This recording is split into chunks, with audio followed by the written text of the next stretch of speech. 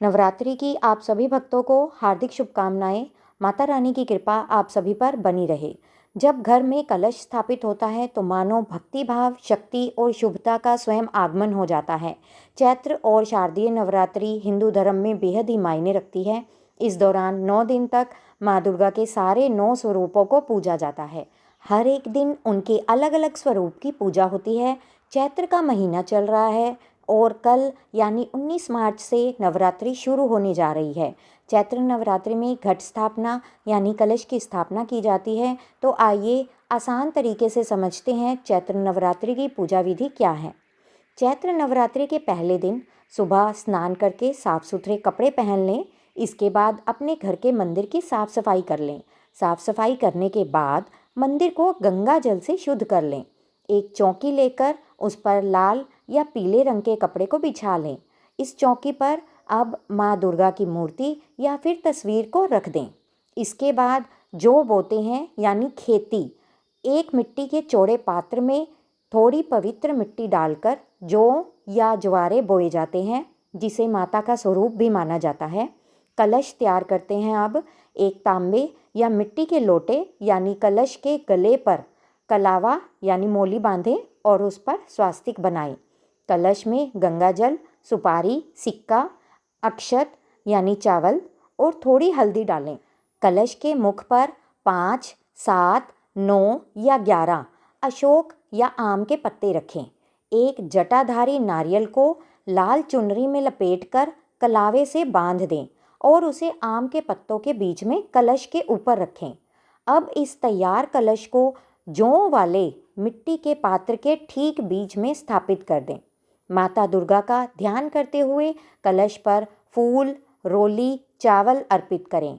दीपक जलाएं और माता की पूजा व संकल्प के साथ पूजा शुरू करें। अब अखंड ज्योति जला लें। ये ज्योति पहले दिन से 9 दिनों तक जलती रहनी चाहिए। पूरे 9 दिन तक अब माँ दुर्गा की पूजा करें। रोज लाल फूल चढ़ाएं और इसी के साथ धूप और छोटा दिया जलाएं। रोज माँ दुर्गा सप्तशती के एक एक चैप्टर का पाठ करें। कोशिश करें कि पाठ के वक्त किसी भी तरह की कोई बाधा ना आए। इसे इस तरह से पढ़ें कि आखिरी दिन तक सारे पाठ खत्म हो जाएं। पाठ खत्म होते ही माँ दुर्गा को भोग लगाएं। भोग में फल और मिश्री चढ़ाएं। साथ ही सात्विक भोजन का भी भोग लगाएं। आखिरी में दुर्गा चालीसा का पाठ करें। अष्टमी की पूजा का विशेष महत्व होता है। इस दिन विधि विधान के साथ सच्चे मन से पूजा करें।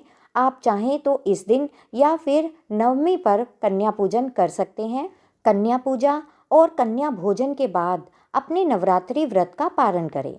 आइए अब कुछ महत्वपूर्ण बातें जान लेते हैं। कलश को हमेशा उत्तर पूर्व यानी ईशान कोण दिशा में ही स्थापित करें। कलश में डाली जाने वाली जौ, इसको जयंती कहते हैं, जो समृद्धि और सुख का प्रतीक है। पूजा में लाल फूलों, माता के श्रृंगार और भोग का ज़रूर ध्यान रखें। अब बात करते हैं उस महत्वपूर्ण बात के बारे में कि कोई भी इंसान अगर 9 दिनों तक व्रत ना रख पाए तो वो क्या करे। तो पहले बात करते हैं, अगर 9 दिन तक कोई व्रत नहीं रख पा रहा है तो वह केवल पहला और आखिरी व्रत रख सकता है। अगर कोई व्रत ना भी रखे तो इन दिनों में प्याज, लहसुन और तामसिक भोजन से परहेज करें। सुबह शाम माता रानी की आरती करें। दुर्गा चालीसा या दुर्गा सप्तशती का पाठ करें। अष्टमी या नवमी को कन्याओं को भोजन कराएं और उन्हें उपहार दें।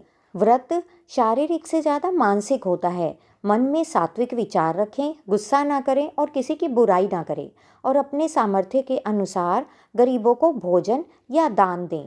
जो लोग माता के नवरात्रों में 9 दिन व्रत नहीं रख सकते, वो कम से कम कोई भी एक नियम बना लें और उसका पालन करें, तो भी आपको पूर्ण फल मिलता है।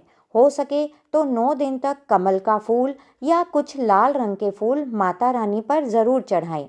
माता रानी आपकी सभी इच्छाओं को पूरा करेंगी। माता रानी भाव की भूखी हैं। मजबूरी में किए गए व्रत का फल नहीं मिलता, इसलिए श्रद्धा से जो भी हो सके वो करें। आप एक समय का सात्विक भोजन खाकर भी व्रत रख सकते हैं। माँ दुर्गा की कृपा आप और आपके परिवार पर सदा बनी रहे। जय माता दी। आपको वीडियो कैसी लगी या यह जानकारी आपको कैसी लगी, कमेंट में ज़रूर बताएं। जय माता दी।